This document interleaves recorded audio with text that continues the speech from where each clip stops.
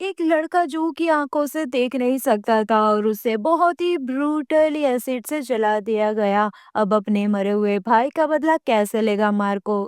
Hello दोस्तों, कैसे हैं आप सब। आज मैं एक्सप्लेन करने जा रही हूँ मार्को मूवी को। वीडियो बहुत ही ज्यादा इंटरेस्टिंग होने वाली है, तो जल्दी से वीडियो को लाइक कर दो और यार मेरे सब्सक्राइबर बढ़ा दो चैनल को सब्सक्राइब करके। तो बिना किसी देरी के मूवी के एक्सप्लेनेशन को शुरू करते हैं। अब कहानी की शुरुआत में हम विक्टर और वसीम नाम के दो दोस्त को देख पाते हैं। यहाँ पर हमें पता चलता है कि विक्टर था ना, वो आंखों से देख नहीं सकता था। ये दोनों ही फाइटिंग देखने के लिए एक क्लब में गए थे। वहां पर बहुत सारे लोग भी मौजूद थे। विक्टर ने वहां पर पैसे भी लगाए हुए थे और वो लोग बहुत ही ज्यादा एंजॉय करते हैं। थोड़ी देर बाद जब विक्टर और वसीम अपने घर जाने लगते हैं ना, तब वो एक फैक्ट्री के बाहर पहुंचते हैं तो अचानक से वहां पर वसीम के ऊपर कोई हमला कर देता है और उसे बुरी तरीके से मार दिया जाता है। जिस आदमी ने वसीम को मारा था ना, विक्टर ने उसे पूरी तरीके से महसूस कर लिया था, उसकी स्मेल भी ले ली थी और ये सारी बातें विक्टर पुलिस वाले से कह देता है। अब यहाँ पर वो कहता है कि अगर वो आदमी मेरे सामने आया ना, तो मैं उसे झट से पहचान लूंगा। अब विक्टर था ना, वो बहुत ज्यादा तेज था, वो लोगों को पहचानने में बहुत ज्यादा एक्सपर्ट भी था। जिसके बाद हम वसीम की फ्यूनरल का सीन देख पाते हैं, जहाँ पर बहुत सारे लोग भी आए थे और विक्टर भी वहां पर मौजूद था, जो कि काफी ज्यादा सैड था। तभी वहां पर रसल नाम का एक आदमी आता है और पता चलता है कि रसल ने ही वसीम को मारा था। जब रसल विक्टर के सामने से गुजरता है ना, तो विक्टर उसकी स्मेल महसूस कर लेता है और उसे पता चलता है कि ये तो वही बंदा है जिसने वसीम को मारा था। वो तुरंत ही बाहर आ जाता है और अपनी गर्लफ्रेंड ईसा को कॉल करने की कोशिश करता है, लेकिन तब तक बहुत देर हो चुकी थी क्योंकि रसल उसके पास पहुंच जाता है और उसे उठाकर अपने अड्डे पर लेकर आ गया था। रसल विक्टर से कहता है कि मैंने तो तुझे बहुत ही मामूली आदमी समझा था, मैंने सोचा कि तू आंखों से देख नहीं सकता तो तू शायद मुझे नहीं पहचान पाएगा, लेकिन तू तो बहुत चालाक निकला। अब कोई भी दिक्कत नहीं है, मैंने वसीम को तो मारा ही था, तुझे भी बुरी मौत में देने वाला हूँ। यहाँ पर वो विक्टर को एसिड के टैंक में फेंक देता है, जिसकी वीडियो एक बंदा बना रहा था। लेकिन जब ये सब के बारे में रसल के पिता टोनी को पता चलता है ना, टोनी एक बहुत ही बड़ा गैंगस्टर था और उसे जब पता चलता है कि विक्टर को बुरी तरीके से मार दिया गया है ना, तो टोनी अपने बेटे रसल से कहता है कि तुमने जिसको मारा है ना, वो मार्को और जॉर्ज का भाई है। अगर उन्हें पता चला कि हम लोगों ने विक्टर को मारा है ना, तो हम लोगों को पूरे वंश को वो खत्म कर देगा, वो इतने डेंजर लोग थे मतलब। अब तुम्हें सिर्फ एक काम करना होगा कि तुम्हें विक्टर की बॉडी है ना, इस तरीके से ठिकाने लगानी होगी कि उसका नाम और निशान ना मिले। लेकिन पुलिस को विक्टर की बॉडी मिल जाती है, जिसे पूरी तरीके से एसिड से जला दिया गया था। लेकिन उसका एक छोटा सा हिस्सा था ना बॉडी का, वो पुलिस को मिल गया था और उसे पोस्टमार्टम में फॉरेंसिक लैब में भेजा गया था। उसकी बॉडी में देखकर पता चल गया था कि उसे जलाकर मारा गया है और उसकी पहचान भी हो गई थी, ये सच में विक्टर ही था। और यहाँ पर विक्टर के बड़े भाई जॉर्ज को जब ये सब बातें पता चलती है ना, तो उसे सदमा लग जाता है।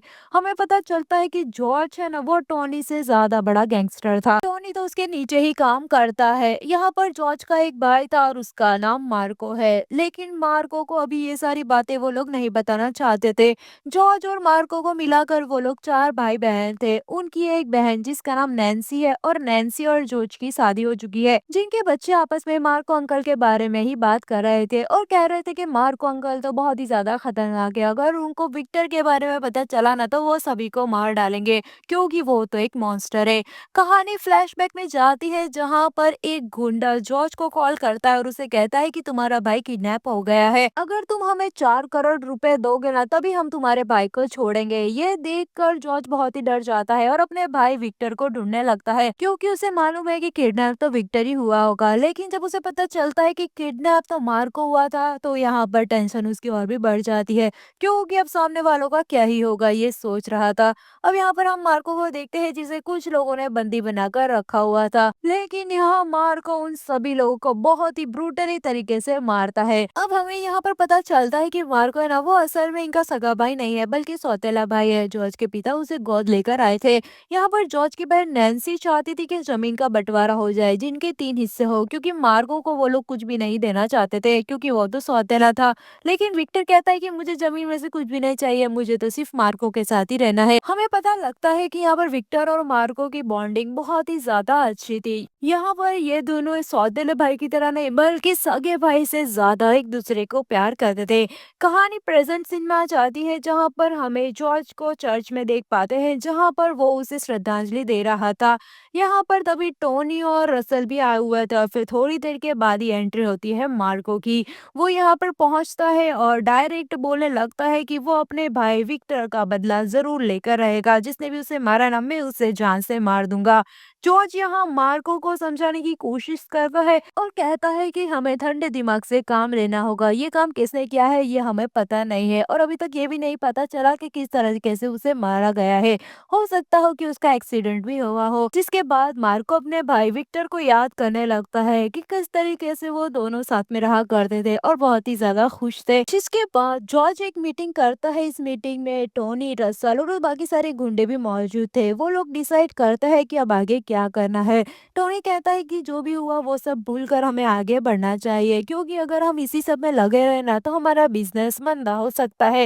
लेकिन तभी वहां पर मार्को आता है और वो कहता है कि मेरे भाई की जान गई है, मैं उसका बदला लेकर ही रहूंगा, चाहे बिजनेस कितना ही मंदा क्यों ना हो जाए। अब हम यहाँ पर इंस्पेक्टर सत्यम को देखते हैं जो कि विक्टर की मर्डर मिस्ट्री को इन्वेस्टिगेशन कर रहा था कि आखिर उसे कैसे मारा होगा। वो फैक्ट्री के बाहर जाकर पता भी करता है लेकिन कुछ भी नहीं पता चलता। दूसरी ओर टोनी को अच्छे से समझ आ गया था कि जॉर्ज और उसका भाई चुप तो नहीं बैठने वाले। वो किसी भी हद तक जा सकते हैं अपने भाई का बदला लेने के लिए और ये पता कर ही रहेंगे कि आखिर विक्टर को किसने मारा था। टोनी को जॉर्ज के बारे में भी मालूम है कि जब उसे किसी के ऊपर शक होता है ना तो वो दो बार नहीं सोचता बल्कि वो उसे जान से ही मार देता है। तो वहीं दूसरी तरफ हम देखते हैं कि जॉर्ज का बहुत सारा सोना विदेश से आने वाला था जो कि एक पॉट पर आने वाला है। लेकिन टोनी के हाथ में बहुत कुछ था। वो उसने कैप्टन से बात कर ली और सारा सोना अपने पास रख लिया और वहां जॉर्ज को कह देता है कि सारा सोना पकड़ा गया। ये सुनकर जॉर्ज का दिमाग खराब हो जाता है। उसे समझ नहीं आता कि आखिर कैप्टन से हमारी बात हो गई थी तो फिर सोना कैसे पकड़ा जा सकता है। यहाँ पर जॉर्ज को भी धीरे धीरे कुछ चीजें समझ में आ रही थी कि कोई अंदर का ही आदमी है जो कि मिला हुआ है। ये चीज टोनी ने भी महसूस कर ली थी। टोनी को ये बात मालूम थी कि अगर जॉर्ज ने पता करने की कोशिश की कि इन सबके पीछे कौन है तो हमारा नाम सामने जरूर आ जाएगा। इसलिए टोनी चाहता है कि जॉर्ज को मार दिया जाए। इसलिए देवराज नाम का एक आदमी था ना, वो जॉर्ज को मारने के लिए कार में पहुंच जाता है। वो उसे बुरी तरीके से मारता है और घायल कर देता है। लेकिन किस्मत से जॉर्ज बच जाता है और उससे हॉस्पिटल भेज दिया जाता है। थोड़ी देर में मार्को भी हॉस्पिटल में आ जाता है। अब मार्को को बहुत चीजें समझ आ गई थी कि ये किसी बाहर के मेंबर का काम नहीं है बल्कि कोई अंदर का ही ये सब चला रहा है। जब ये बात टोनी को पता चलती है ना तो टोनी मार्को के पास जाकर ये कहता है कि ये काम तो देवराज का है, हम देवराज को मारेंगे। लेकिन पीछे से वो देवराज को ना उस स्टेट से बाहर भेज देता है।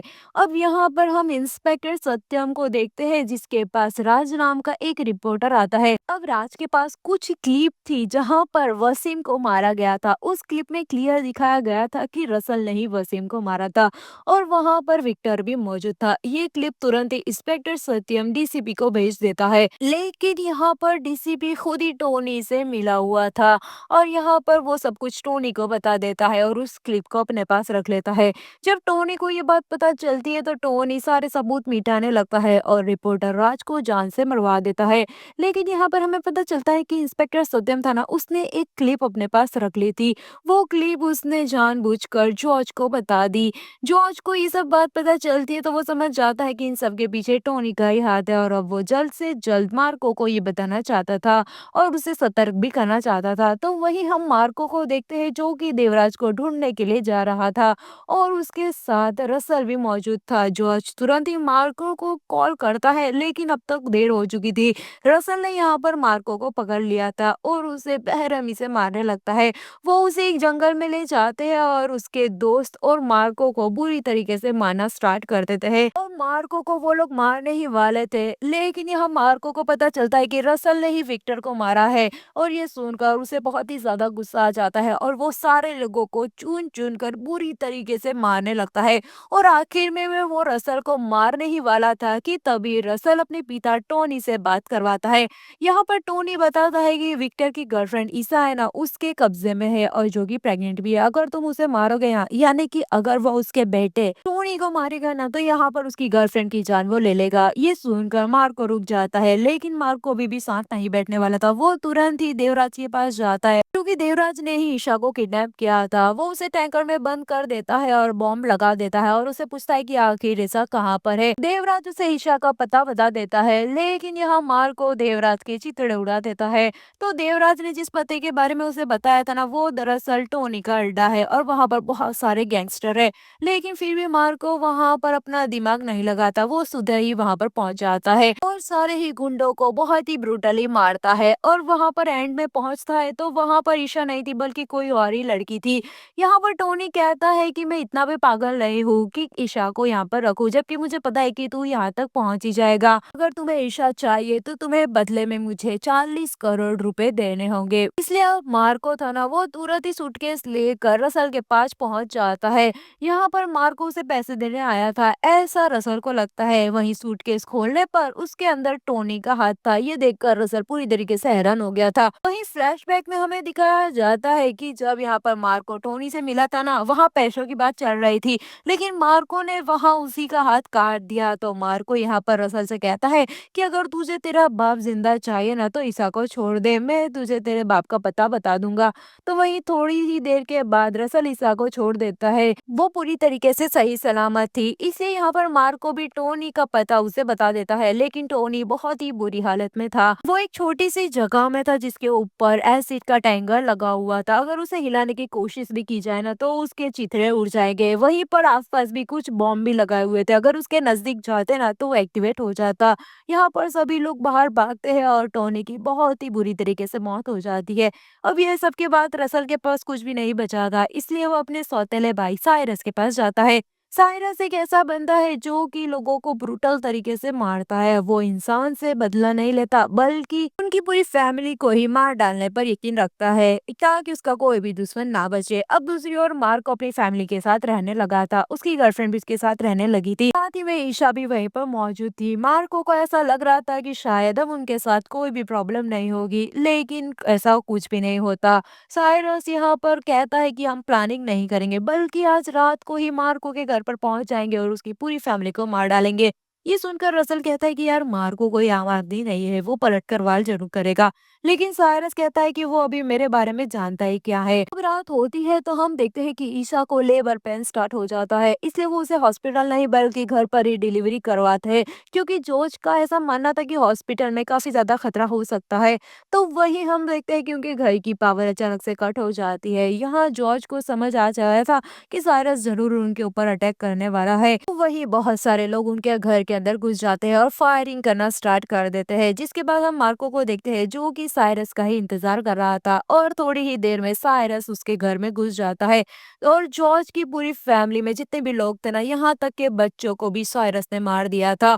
और वो बहुत ही ब्रूटली सारे मेंबर्स को मार देता है। अगर आप वो सीन देखे ना, तो आप जरूर से उल्टी कर दोगे, ये इतना ही ब्रूटल मूवी है। ये मूवी देखते समय ना मैं बस यही सोच रही थी कि पुलिस और लॉ जैसी कोई चीज है ही नहीं। अगर आप लॉजिक लगाओगे ना, तो लॉजिक ही इस मूवी में बहुत जगह गायब है। खैर, अब हम कहानी में आगे देखते हैं कि जो साइरस था ना, उसने मार्को को नहीं मारा था, उसने उसे जिंदा छोड़ दिया था, क्योंकि उसे दर्द महसूस करवाना चाहता था कि आखिर फैमिली के मरने का दुख क्या होता है। लेकिन मार्को को जिंदा छोड़ने की गलती उसने कर दी थी। यहाँ पर हम मार्को को देखते हैं जो कि साइरस के अड्डे पर पहुंच चुका था।